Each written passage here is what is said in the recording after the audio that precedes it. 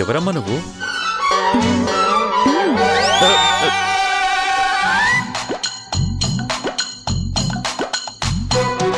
ఎవరంటే సమాధానం చెప్పవేంటి? రూథర్ఫర్డ్ ఎక్కడున్నాడు? వాడి ఫోన్ నీ దగ్గర ఎందుకుంది? వాడేమయ్యాడు?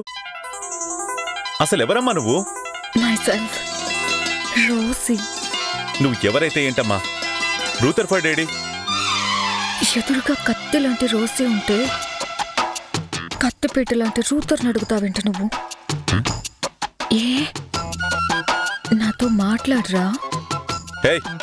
ఎవరు నువ్వు? అతి చేస్తున్నావు? రూథర్ పిలు. అబ్బా, కోపంలో కూడా మీరు భలే ఉన్నారు.